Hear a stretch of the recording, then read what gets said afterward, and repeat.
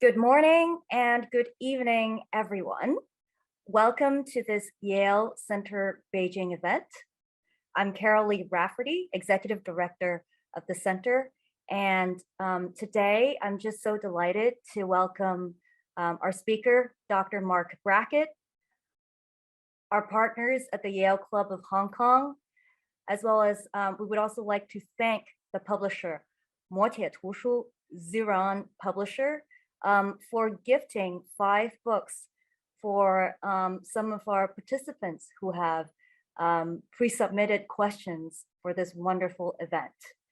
For those of you who are new to Yale Center Beijing, the Yale Center Beijing is Yale University's home in China. It was founded in 2014 and is Yale University's only university-wide center outside of its US campus.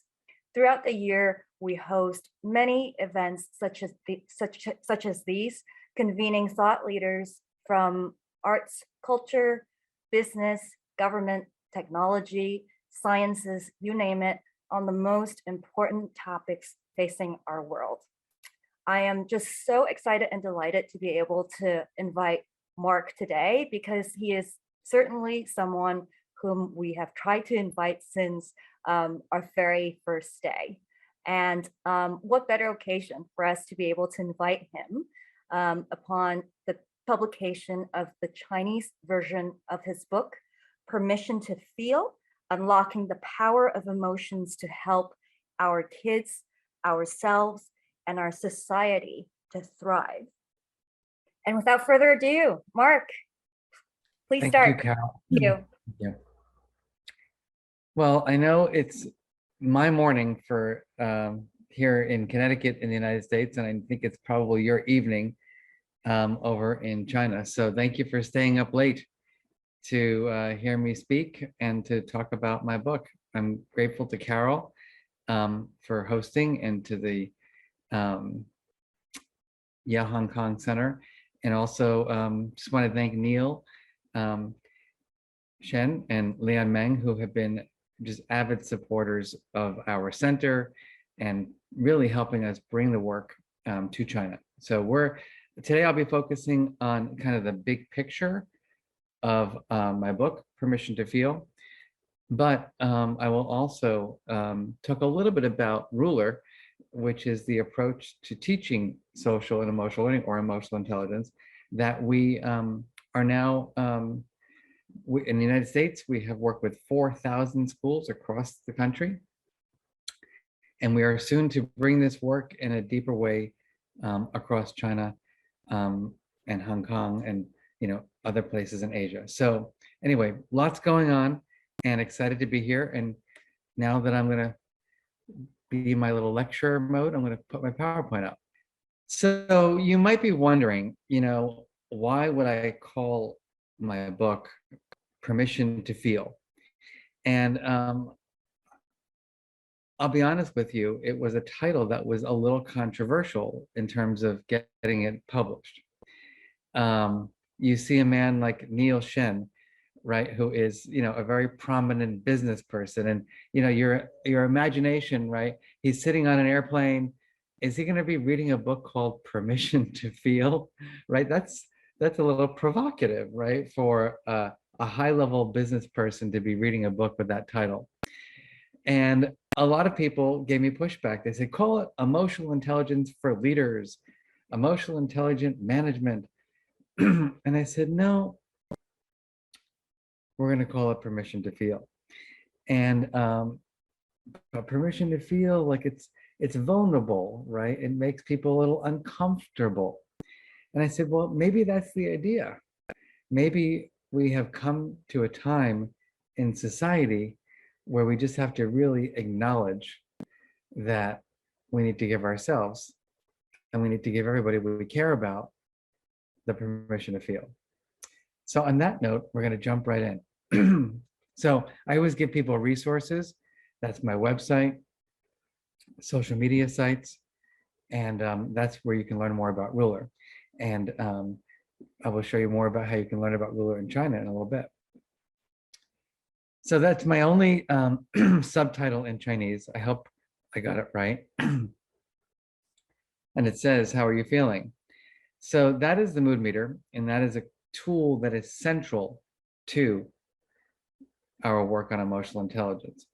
Now, I'm going to ask all of you a question. How are you feeling? Carol, let me bring you back on camera for a minute. So Carol, how are you feeling today? I'm feeling energized and excited. Nice. Now ask me how I'm feeling. How are you feeling, Marc? Well, honestly, as I told you earlier, I'm on my 10th day post-COVID. I'm excited to be here, but I'm also really tired and I'm frustrated about a few things in my life. I'm also overwhelmed and anxious and feeling a little hopeless. Thank you for giving us that wonderful texture. And you see how like Carol's facial expression was like, wait a minute. Like, just say fine, good, so we can move on. Wonderful texture. Yeah, there you go. I love that phrase actually. Wonderful. So I'm curious for everybody who is here with me today on this webinar, um, how how often do we actually tell people how we really feel? Or do we kind of put on a face and just say, good afternoon, everyone. My name is Marc. I'm feeling great. Or we don't even say anything at all. What do you think about that? I'm just curious. Are we authentic in general when we go to work and people say, how are you feeling? Do we say the truth or do we just say fine, good, okay? Part of being emotionally intelligent is getting comfortable with being your true self. Now, I'm also aware that I'm giving a speech in China and that the rules in China are slightly different than the rules here in the United States. Around discussing emotions, around which emotions are appropriate, right, in the workplace, appropriate to share with your partner, appropriate with your family. And so we'll take that and we'll kind of integrate that into my presentation a little bit. Now, on the mood meter, it says pleasantness on the bottom and energy on the side. All of our emotions have this kind of content. When we wake up in the morning, we're having feelings. Think about it. How many of you have ever woken up and thought to yourself, yes, today's going to be a great day? Or you woke up and you're like, I don't really feel like getting out of bed today. I don't really feel like going to work today. We all have those feelings. Some days we feel very energized. Some days we just feel really tired. So that's the mood meter. We have yellow, red, blue, and green. So I'm going to ask all of you to think about which color you're in today. Are you in the yellow, red, blue, or green? And if you're comfortable, I'd like all of you to just put it into the chat.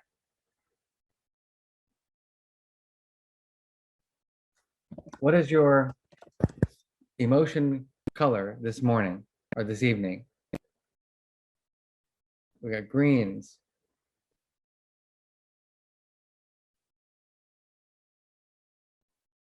A little bit of red, light green. Green. Little blue. Light blue. Yellow. So we've got the full range right here. A lot of greens, though. A lot of people feeling kind of in that Zen green place. I'm going to ask all of you now to convert your feeling to a specific word. No longer can you speak in color. You must speak with feeling words. Let's go, everybody. 3 seconds. 2. What is your word? Motivated, tired, calmly stressed. That's a nice combo. Grounded, happy, energized, melancholic, chill, peaceful. Calm, cozy. That's nice. Are you in bed with your covers on? Passionate, tired. So think about this. Every workplace, right, has employees. Every school has teachers and children. Right now, I'm your teacher, and I've got all of you as my students.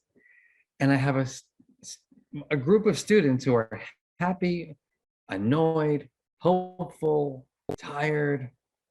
That's a lot, don't you think? It's a lot to deal with as a parent. It's a lot to deal with as a boss. It's a lot to deal with, as an educator or teacher. So the question is, well, what do we do with all these feelings? Do we just ignore them? Or do we learn how to use them wisely? Now, that leads to another big question, which is, what's your strategy? So we're going to be here for an hour or so. I'll be talking and then we'll do a Q&A. If you get distracted, what's going to be your strategy for being present? If you're tired, what are you going to do to energize yourself? If you're annoyed, can you even deal with that right now? So, everyone, I'm going to ask you carefully to think about your personal emotion regulation strategy. If you get distracted or tired, this is stressful, right? Because you're leading this whole thing. What's your strategy to stay focused and get the most out of Um, it? it's interesting. I try to snap out of it in a way. So I try to do something different. If I'm sitting, I'll try to stand and maybe do a jumping jack or two. If I'm standing, I would try to do something else. I would try to do something different to get out of the funk, I guess. But you can't, you're going to do jumping jacks during my presentation? That's a good point. So I want a strategy for now, like here, right. If you're alone in your office, who cares? You can go do your jumping jacks, right? Right. You could do the, you see the strategy here? It's interesting. People are thinking somebody's going for therapy during my presentation. Go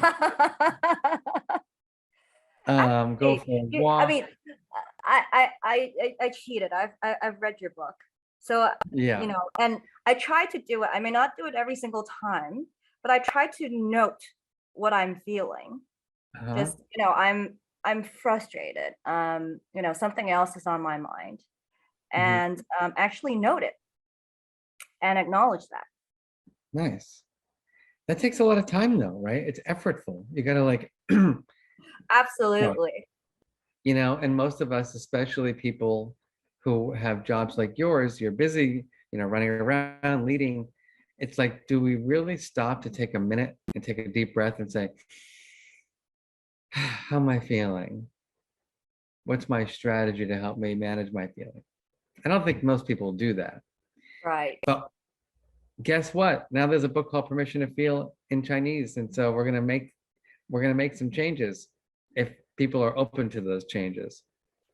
So Karen's gonna deny and suppress her feelings. All right, we got to work on that. We want to not deny or suppress our feelings, but focus on the happy present. That's nice too. So ruler is a set of skills. And what I've done just now is kind of brought you through a little bit of ruler by being aware of your feelings and then figuring out what to do with those feelings. This is the cheat sheet in English. And I'm sure you get the cheat sheet in Chinese. I also just wanted to share with you something very exciting. Of course, my throat has been fine. Now all of a sudden it's clogged. During the pandemic, I had the opportunity to work with the founder and CEO of Pinterest. All of you have probably heard of the company Pinterest, to co-create a new app that's available for free. And it's called How We Feel. And it takes the principles in my book and makes them available in an app in a simple way. So you've got the mood meter there. You can tag your feelings for, are you feeling where you are, who you're with, and what you're doing. So who you're with, where you're at, and what you're doing. And you tag the feelings for that, because then you can get a report to let you know you've been feeling this color, these words with these people, excuse me, with these people in this location, so that you get insights around how you can maybe shift your feelings or better manage your feelings or just become more self-aware. It also has programmed 36 research-based strategies to help you regulate your feelings. So there's videos and scripts. So it is free, available on iPhone only right now. But over the next 6 months, we already have hired contractors to put it on Android and other platforms. And it will be translated into many languages as well. So very excited about this. The design is, I think, just as beautiful. And so if you'd like to try it, just go ahead and download it. So getting back to the real nuts and bolts of today's presentation. You know, it's interesting when I meet high-level business people or educators in schools, principals in schools, when you hear the term emotional intelligence, most people think charisma. They think transformational leadership skills, like that leader who gets up in front of the room and, you know, has that energy. And I'm here to tell you that that's only a little bit of piece of emotional intelligence. And part of the reason why I called my book Permission to Feel is that I didn't feel like people had permission to feel, that we have to suppress our feelings, deny our feelings, go through life putting on a face. And I know from research that's not healthy. You know, it doesn't lead to well-being. It doesn't lead to the best relationships, to the best decisions. So permission to feel. Now, Carol knows, because she's read my book, that in my book, I share my own personal story. And I just want to be very honest about that. I am 53 years old in 2 weeks. And when I was 48 years old and 49 years old writing my book, I had to make a choice about whether I was going to be honest about my motivation. And most of the time when people say, Mark, why are you so passionate about your work? I would say, well, I didn't like school. You know, I was bullied. And that would leave it there. But the truth is I had a quite difficult childhood that involved abuse, unfortunately. And I didn't really have any place to go to deal with what was happening to me. I had two parents who loved me, but my mother had a lot of anxiety, and my father just wanted me to be a tough man. And so I learned very early, I don't think I can tell them what's happening. I can't tell them how I'm feeling because I'm not sure they're going to listen or help me. But then one day, when I was 11 years old, I had the honor and privilege of being with my uncle, who was a teacher. And he noticed something in my facial expression, in my body language, in my vocal tone, that he knew something was not going so right. And he was the first adult that ever said to me, hey, Mark, how are you feeling? Really? How are you feeling? And in that moment, I decided to share what was happening and my pain and my fear and my anger. And he just looked at me and he goes, we're going to get through this together. And so I credit my uncle with being the adult who gave me that permission to feel. Now, I've been wondering, does everybody have an Uncle Marvin? Do all children, do we as adults have people in our lives with whom we can be fully authentic? So I have a question for all of you. Did you have an Uncle Marvin? Was there a parent, an aunt or an uncle, a neighbor, a coach, a teacher, someone that you just felt like I could be my true self with? Or does this feel like a foreign language? Getting a lot of no's, unfortunately. Husbands, yes. Moms. What I find is that many people don't have that person. And I'm on a mission to make sure that everybody has an Uncle Marvin, right? We all need that person in our lives when we're children, even when we're adults, um, with whom we can be our best selves. Now, I've been really curious about the characteristics of our Uncle Marvins. And so over the last couple of years, I've done some big studies with over 100,000 people. And I thought I would share with you the top characteristics of the people who give us permission to feel. And here they are. Empathic, compassionate, non-judgmental, supportive, validating, accepting, caring. What do you think about that? How many of you think it's a nice idea? Like, I'd like to have more people in my life who are empathic, compassionate, and non-judgmental. Sounds good to me. I don't know about you, but I've been around a lot of people in my career who are not very empathic, not that caring, and very judgmental. And so permission to feel is the first step in the process. Now, some of you are like, Mark, I want to hear about the science.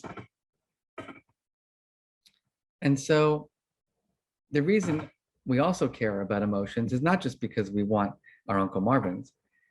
It's because we know from science that emotions drive learning, decision-making, relationships, health, and performance.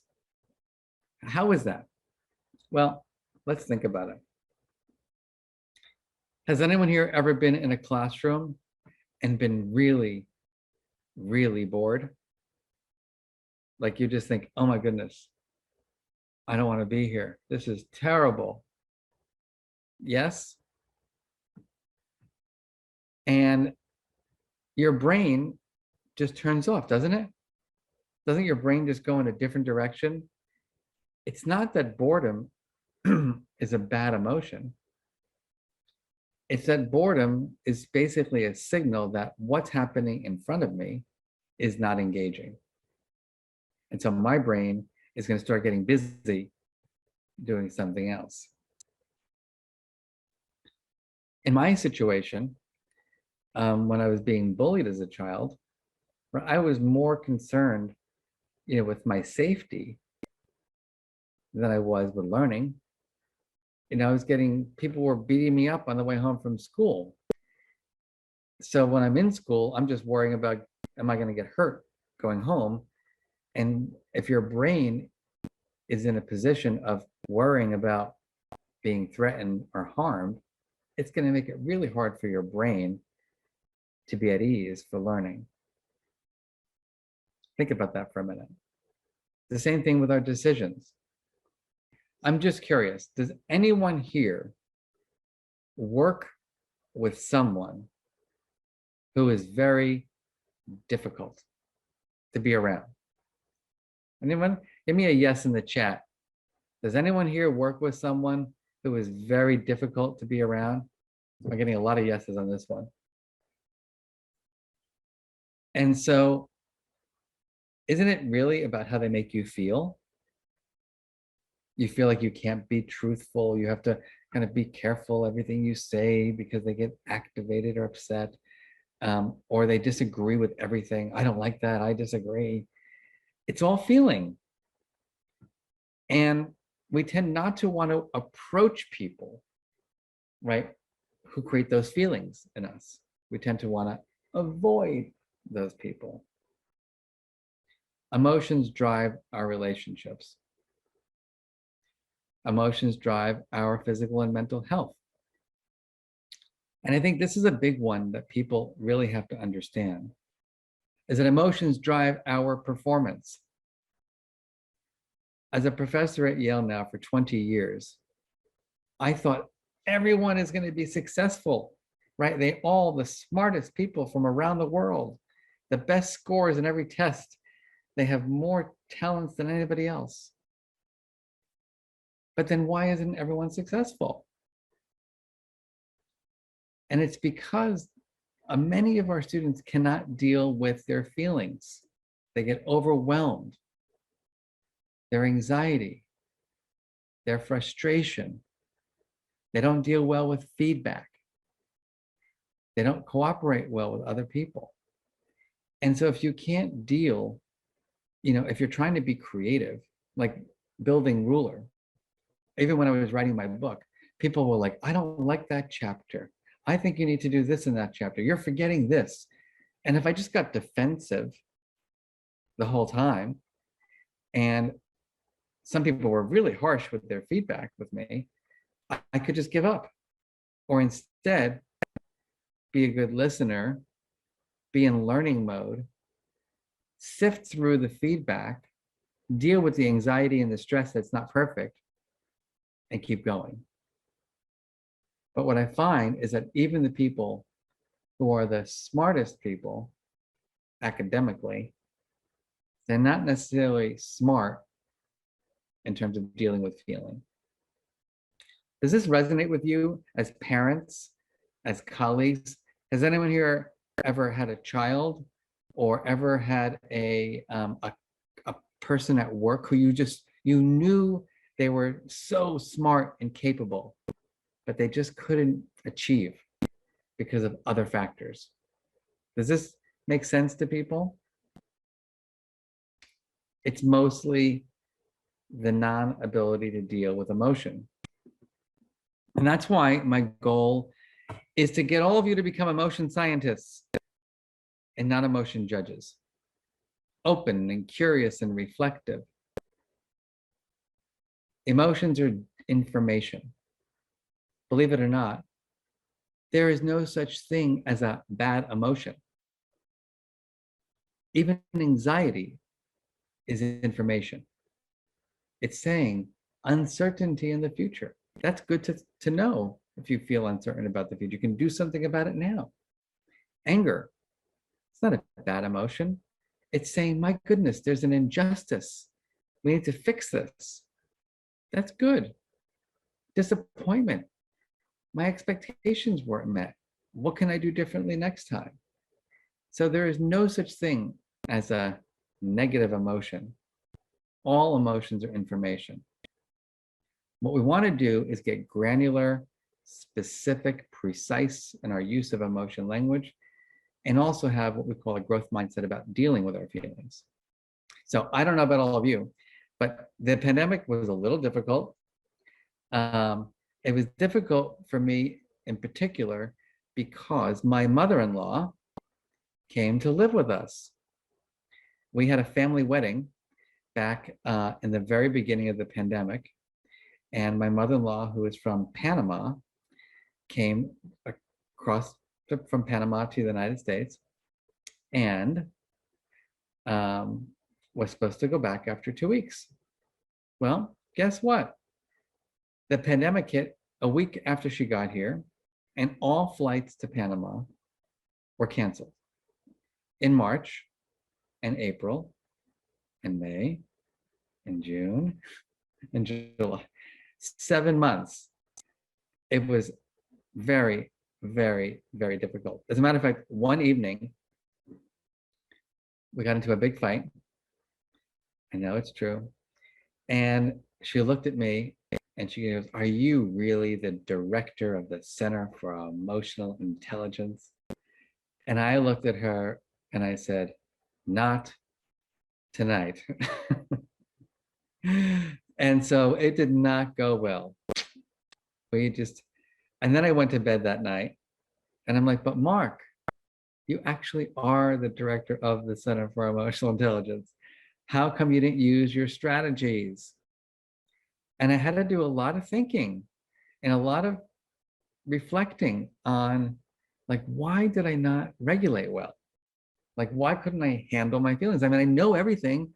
I know these strategies. but I could not use them. And so did I have the courage the next morning to say, I'm sorry. Can I ask for some forgiveness? Can we move forward? That's the hard part oftentimes, right? Is apologizing and asking for forgiveness and repairing the relationship. Most of us just deny it, suppress it. Oh, it'll be fine tomorrow. History repeats itself. So the emotion judge is different. The emotion judge is closed and critical. We're not talking about emotions. It's good or bad. This is who I am. There are people who you meet like, this is just how I deal with life. Okay. Well, is that helpful or unhelpful to your leadership, to building a positive culture and climate at work or in your home? So the last thing I'll talk about today, and then I can go into more detail with Carol, are the skills of ruler. So in my book, I start off with why we need to have permission to feel. And then I go into the science. And then I go into this idea of why we should all be scientists and not judges. And then there are 5 chapters, each on the skills of emotional intelligence. So the first is recognizing emotions, self-awareness, other awareness. Do I know how I'm feeling? Do I know how others are feeling? Am I accurate or am I biased in my view of other emotions? So here's an example.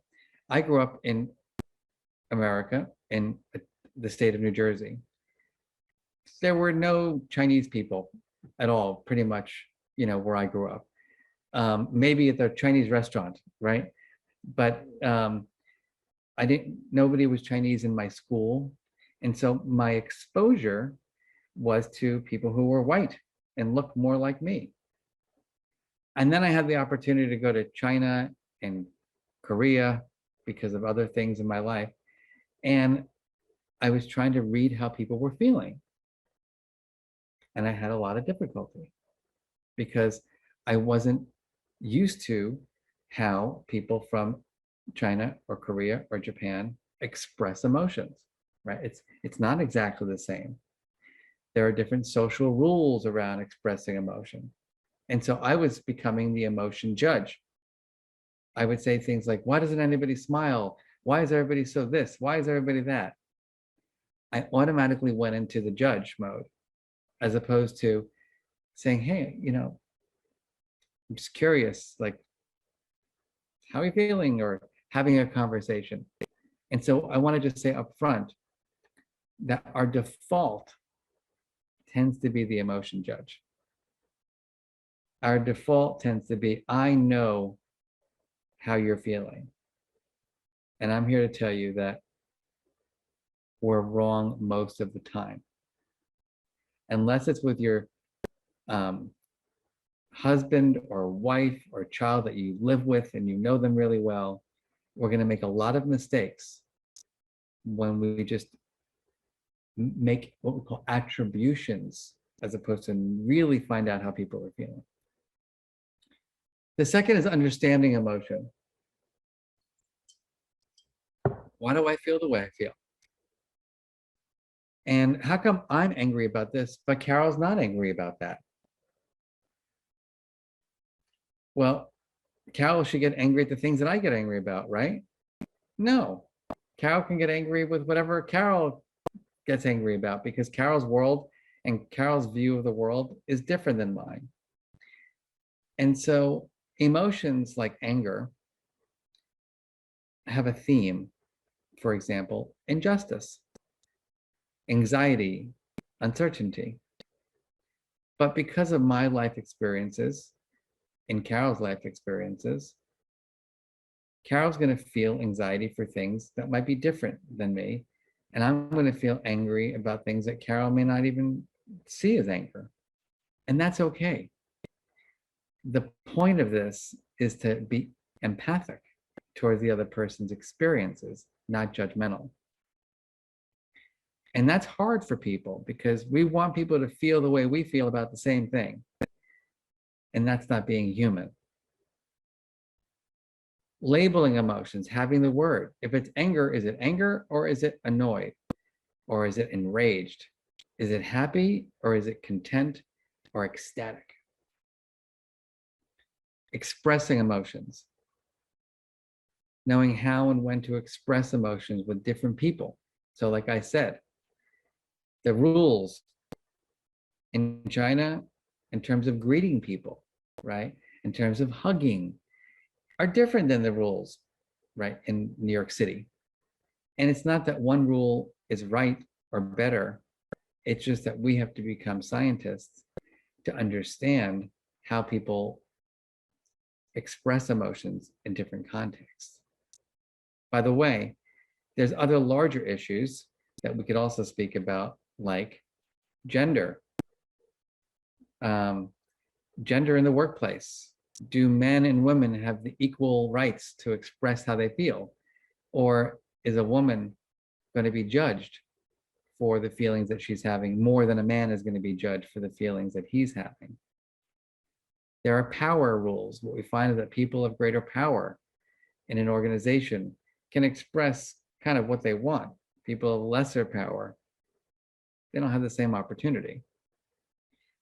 We know in America, there's very big racial rules around emotion. People of certain races and backgrounds, people think they're angry all the time when they're not. And so we have to be very, very careful about falling into the judge mode and force ourselves to be in the scientist mode. And then finally, the last R of ruler, which is regulating emotion, which, by the way, is the topic of my next book, because after writing Permission to Feel, I've gotten so much feedback. Everybody loves the book, but I want more strategies. I need more strategies to regulate. And so that's going to be my next project. But the regulation piece is what we do with our feelings. Do we have negative self-talk, like you were saying earlier, or do we have positive self-talk? Do we kind of shift our thinking? Do we exercise to help ourselves feel healthier or not? Do we seek out people to be friends with that lift our spirits? Or do we surround ourselves with people who bring us down? So emotion regulation is at the top of the hierarchy of emotional intelligence. So what I want to do now, Carol, just for 2 more minutes, and then we can go into Q&A, is just share a little bit about Ruler, the program, so people know a little bit about what we do with Ruler. So everything I've just spoken about is packaged now in this training, especially for schools.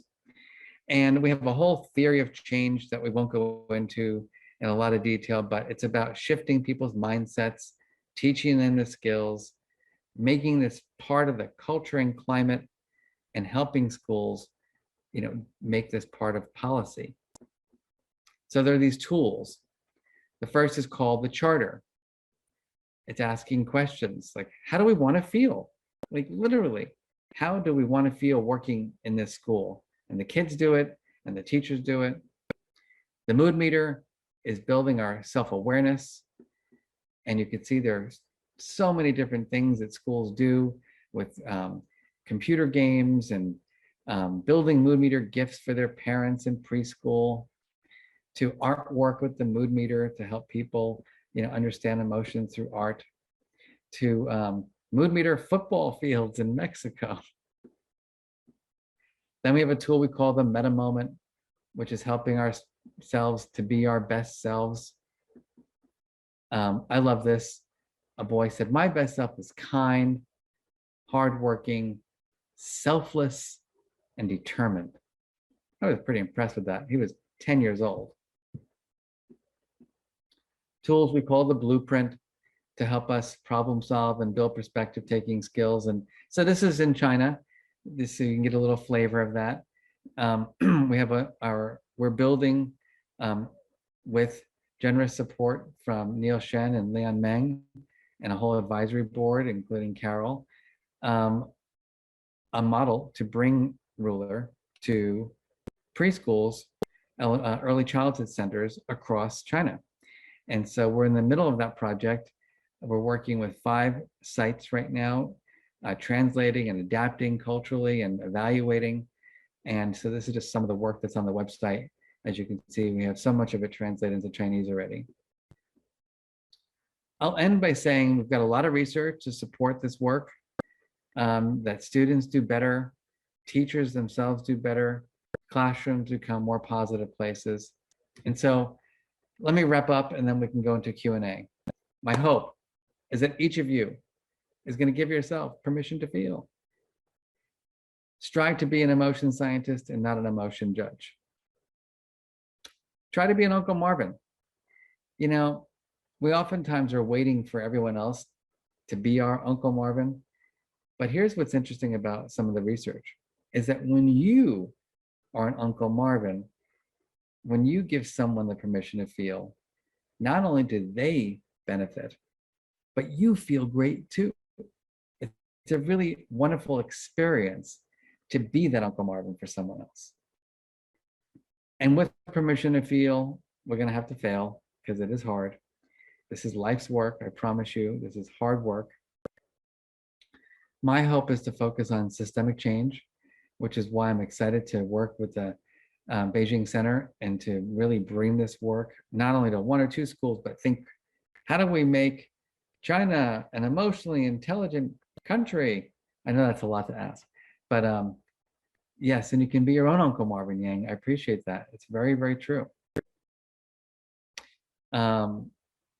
And finally, you know, our center's vision is to use the power of emotional intelligence to build a healthier and more equitable, innovative, and compassionate society.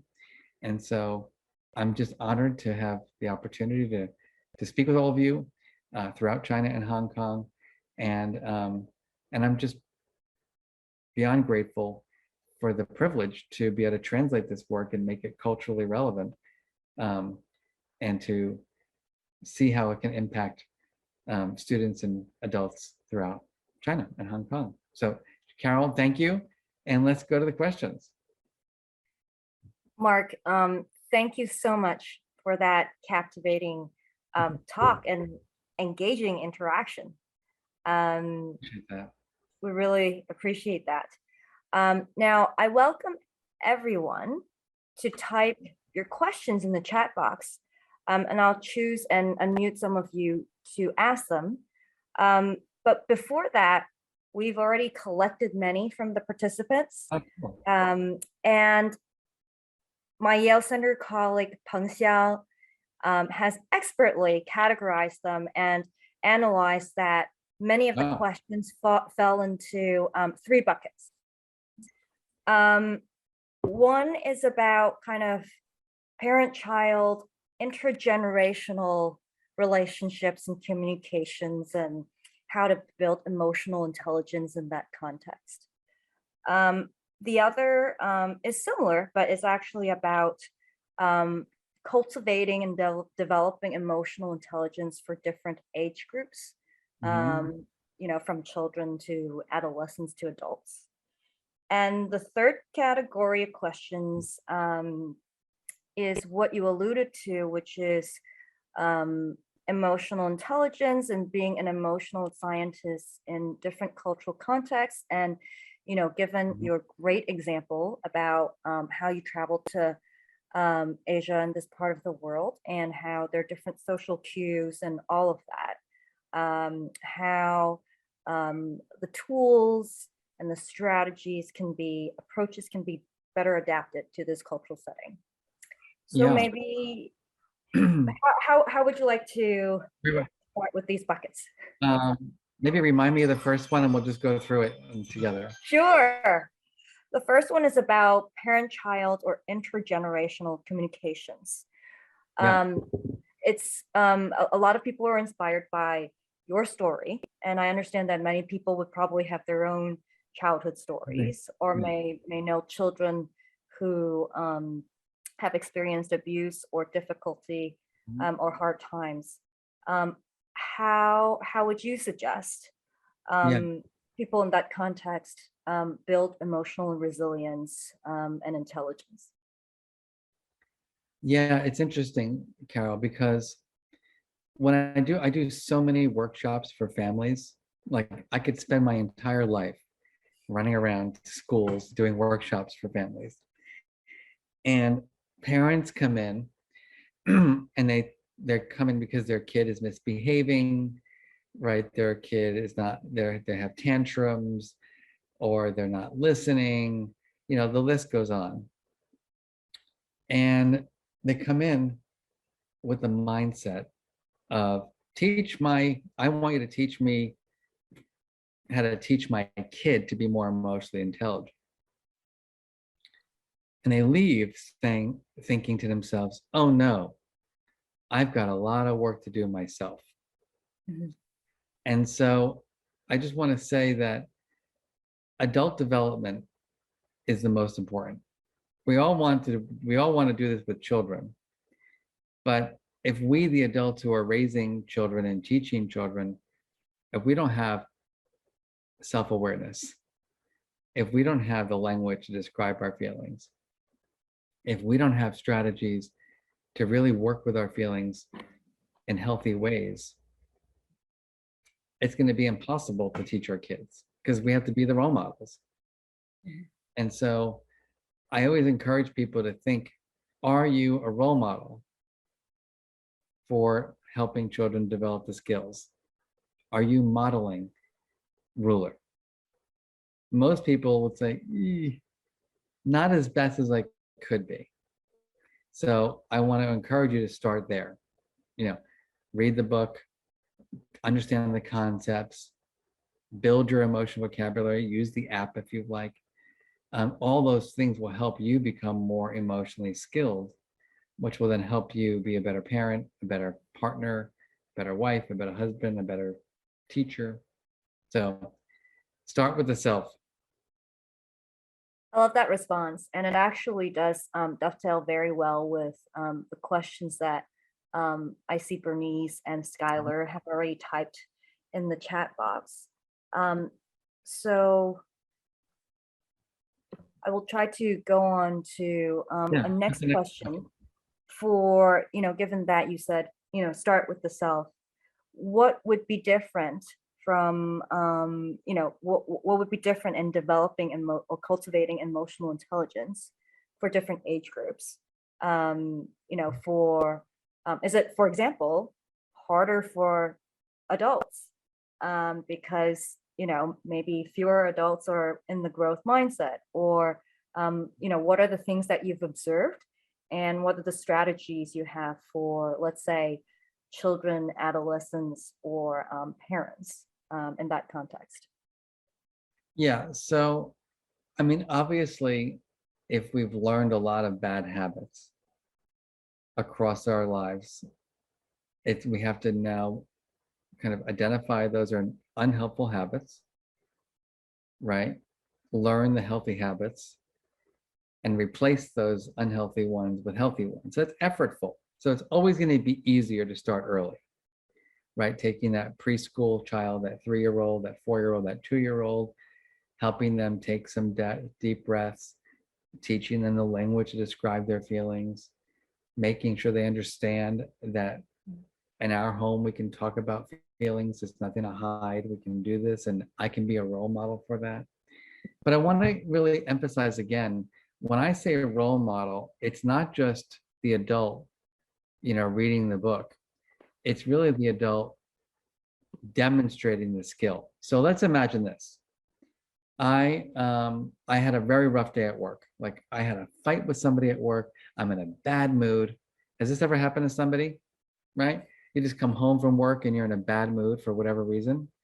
And oftentimes as parents, what we do is we like go play, go do your thing, right? And then we do our thing and we separate ourselves because we're in a bad place. And we tend to be a little more irritable and a little bit less like, daddy loves you, come give me a hug. It's more like, stay away from daddy, daddy's in a bad mood. Well, what if when I came home from work, I looked at my child and I said, honey, daddy had a really rough day at work.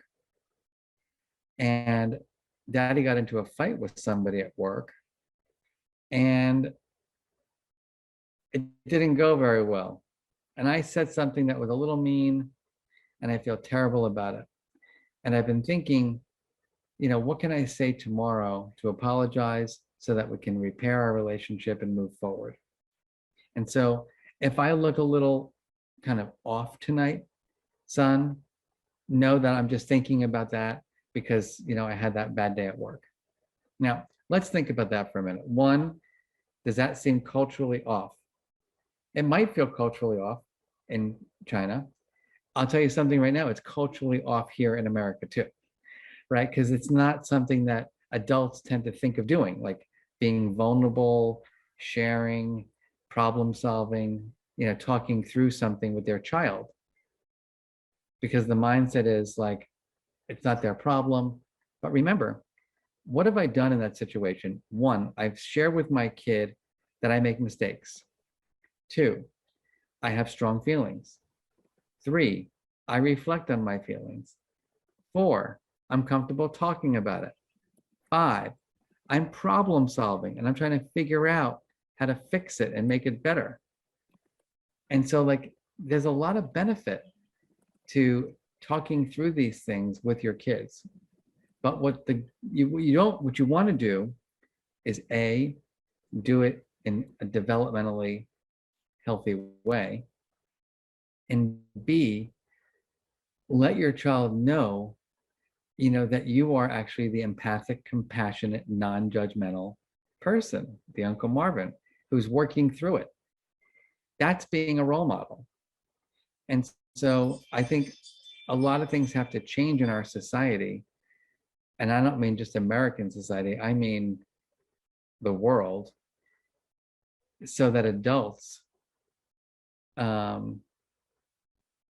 don't believe that it's inappropriate to talk about their feelings in front of children, and that adults can do that and demonstrate the skills. Thank you, Was that Marc. clear? Hi, Marc. Thanks so much for contributing so much of your work and expertise to people around the world. So my question was regarding how can we, or what are your plans? What is the center's plans to educate parents, with Ruler, so that they can support their children at home? I mean, it's great that it's in schools and teachers being educated to use it and kids are being taught to use it. But as you were just saying, it's important that parents are educated in order for them to be good role models. So I'm curious to know what the plans are for that. Thank you. Yeah, well, I mean, that's part of the reason why I wrote my book, honestly, was that to make it more readily available, so that it wasn't just for schools that adopted Ruler, it was for anybody who wanted to learn more and go deeper. But importantly, in Ruler, there is a whole family engagement aspect of Ruler. And so even at the preschool level, children can teach their parents the mood meter. And so there's a mood meter that goes home so that parents could use the mood meter with their kids. All of the tools of Ruler, there are family aspects for it. And as children get older, they start teaching their family words. They have conversations around the different feeling words and learn about their parents' experiences with those words. And so it all kind of works together. I see a hand up. Sure. Hello. Would you like to ask your question? Hello. Now I am a teacher, but when my student's parent is annoyed at me, at that time I feel angry too.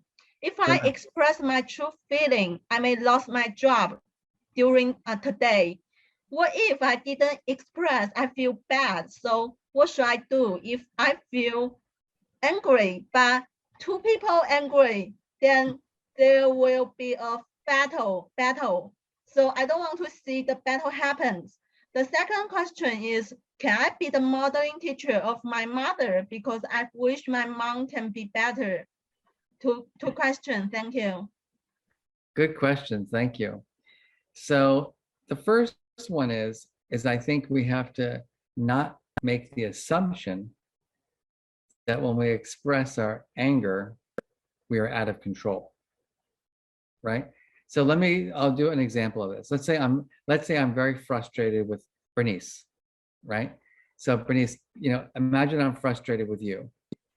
And I'm like, Bernice, I can't take it anymore. This is ridiculous. I've talked to you about this 15 times. And like, I am just sick of it, right? That's frustration, right? Or I can say, Bernice, I really want to talk with you about something. The last 3 times that we had a meeting, you were late. And I'm not sure what's happening, but I want to just check in with you because it's weird. I'm not used to you being late, and it's been frustrating for me. And so I just want to check in. Is everything okay? Anything that I'm doing that, I need to know about? Same frustration, right? But I expressed it, one, out of control, versus one, through the lens of the compassionate, empathic, non-judgmental emotion scientist. And so it's not necessarily the feeling, it's the skill of discussing the feeling in an emotionally intelligent way so that I'm not, activating Bernice, and then and she's like, well, what do you mean? And then I get this, and then it just escalates. So, and the same thing, by the way, can apply to parenting. My father and I had some difficulties, and I'll give you an example. My father, who was divorced, well, my mother had died, unfortunately, when I was young, and my father remarried. And he was 75 years old and having a lot of anger problems. I wrote about this in my book, actually. And his wife called me and she said, I can't take it anymore. He's angry all the time. And I'm like, oh no, I got to go visit my father and now figure this out. And so my father, who was basically saying that he was angry, it didn't feel right to me, because what he was angry about was that his wife was paying a lot of attention to her grandchildren. And I'm an emotion scientist. And so I think that's jealousy, right? Because he really wanted to be with her and was feeling left out because she was spending so much time with the other kids. And so when my father and I were sitting together having coffee, and I was sharing with him how upset his wife was and that I wanted to work with him, I can't take it anymore. And I said, Dad, let's think about this. Like, really, it sounds like you're jealous. And he got upset. He's like, you're telling me I'm jealous? And I said, no, you're telling me you're jealous. I'm just giving you the language for it. Because that's the theme of your discomfort, is what? You feel left out. You feel threatened that you're not getting the attention. And it was from there that my father then we had a really good conversations about like what he might do, because she has the right to want to spend time with her grandchildren. So what can he do in that time? And so I think if you do this if you always enter the teaching of anyone through like knowing your audience, knowing who that person is, but through the lens of the Uncle Marvin of empathy, compassion, and non-judgment, you can do it. It won't come across as threatening. It'll come across as someone who just cares and, wants to provide feedback or have a healthy conversation. That was really helpful, and it kind of brought me back to earlier in the conversations. You asked me, what would I do if, I get distracted and needed to get back on track? And, your next book will be on regulating and on strategies.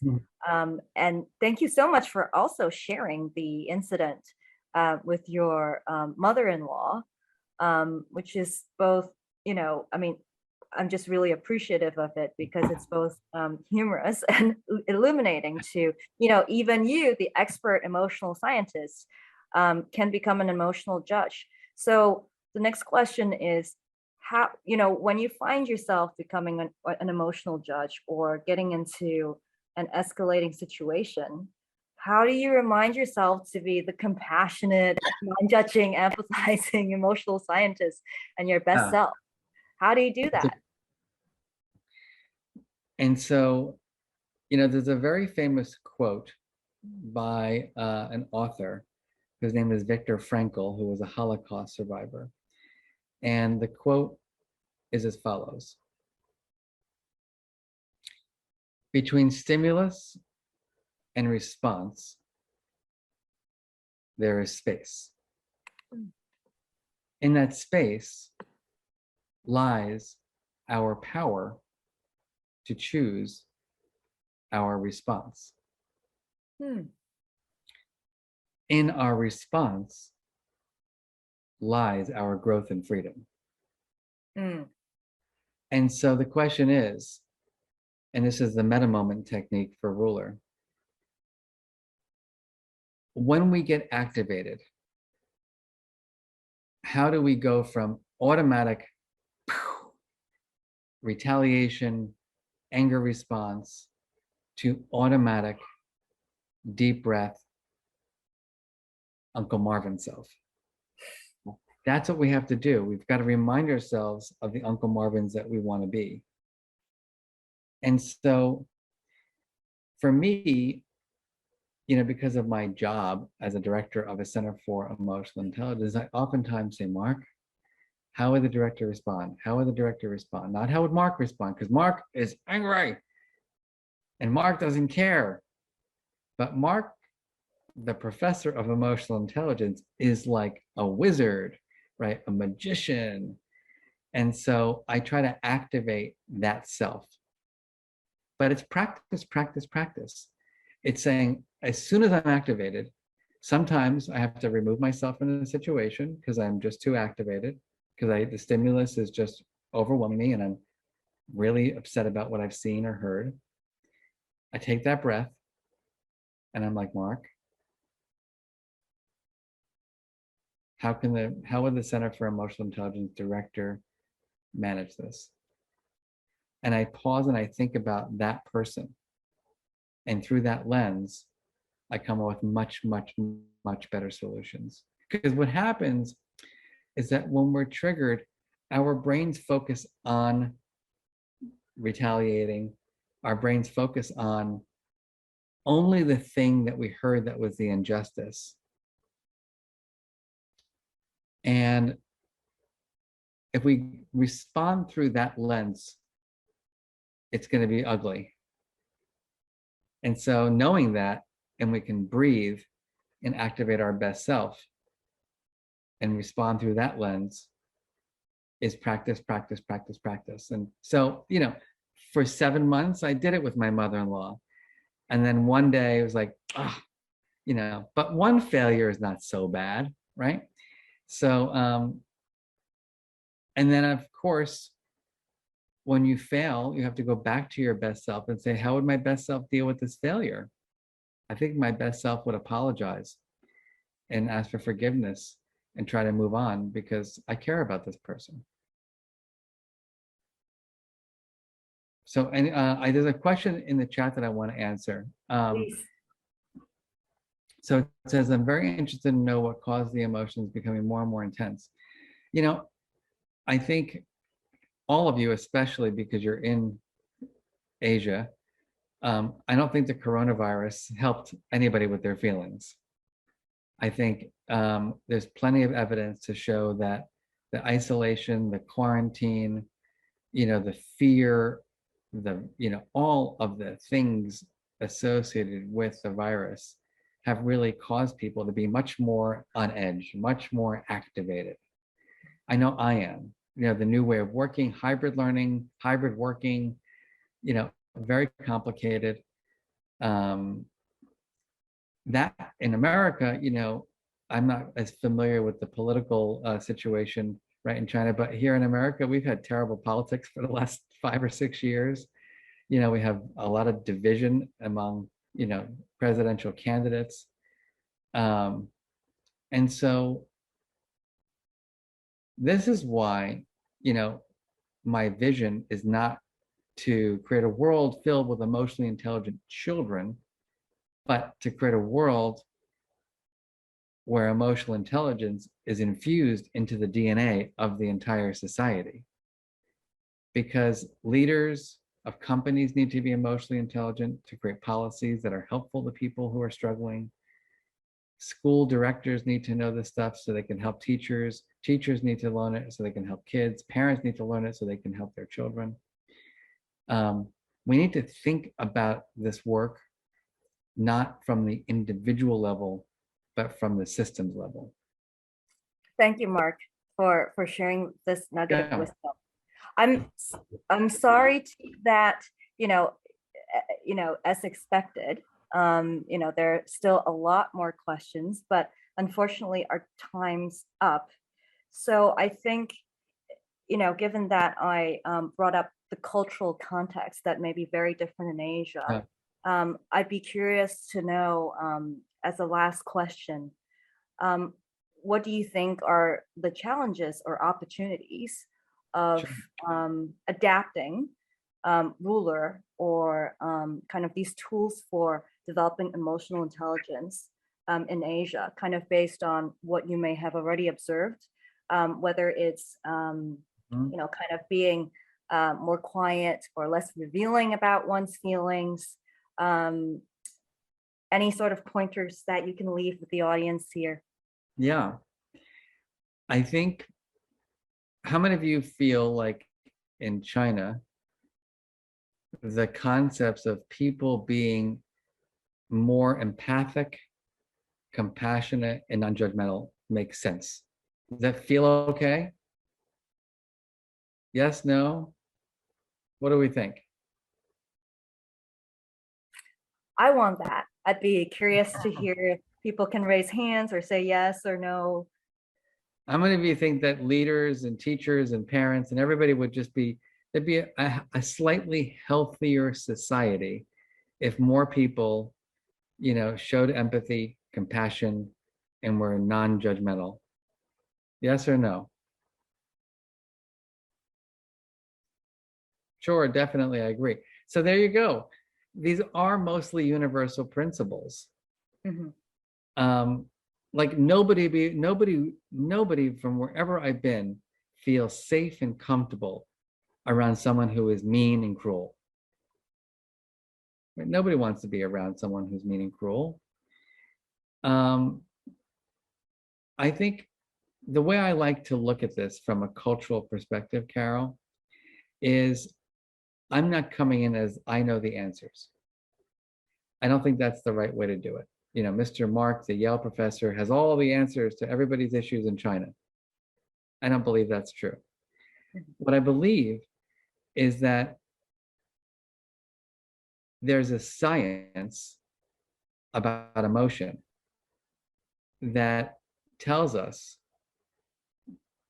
that how we feel affects almost everything, right? That how we feel affects our relationships, our health, our performance, and that when we learn how to use our emotions wisely, we can have better relationships, better mental health, better performance. And so my job is to share with people all of the research around how to use emotions wisely, and then let people choose for themselves what works best and what makes the most sense. And so in that way, it's culturally adaptive, because I'm not saying you have to take deep breaths, you have to do mindfulness, you have to do this. I don't think that's the right way to do it. I think the way to do it is to say, here are all the different practices from around the world that people have found to be useful and helpful for dealing with their feelings. I want to educate you on those.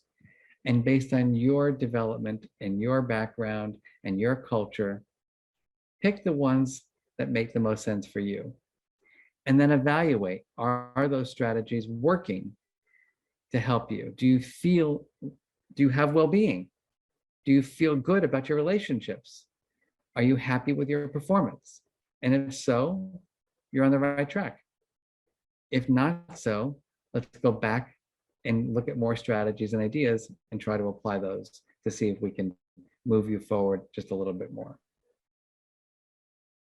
Well, thank you very much, Mark. And Yeah. I'm sorry that we've gone over time, but No. you're giving everyone a great start or a highlight on our journey to become better emotional scientists. It's our life's work, and we really appreciate your time and hope you will feel better and better. Awesome. Well, thank you, Carol. Thank you, everyone over there, for your support, and just unbelievably thankful for this opportunity. And I hope you enjoy the book, and I look forward to staying in touch over and over again. And soon we'll be hopefully able to visit, right? Yes, please. I'm And waiting Mark, for- we do have a tradition with Zoom talks where we will try to ask everyone to open their cameras so we can take a group shot, Cool. and people, Yeah. I'll unmute. So people, if they want to thank you or give you applause or anything like that, they can do so for a brief moment. And so I will count down from 3, 2, 1. Open your cameras and say Yale. Yeah. Yale. Awesome. Thank Well, you so much, Mark, and to appreciate the every one opportunity. of you for participating and for asking your great Yeah. questions and being such an engaging audience. Carol, Thank you. my last thing is I'm just going to take my Please. magic permission to feel dust and give it to everybody through the internet. So I hereby grant you Receive. all the permission to be your true, Receive. full feeling selves. And thanks again for your time. Be well, and see you again soon. Thank you so much.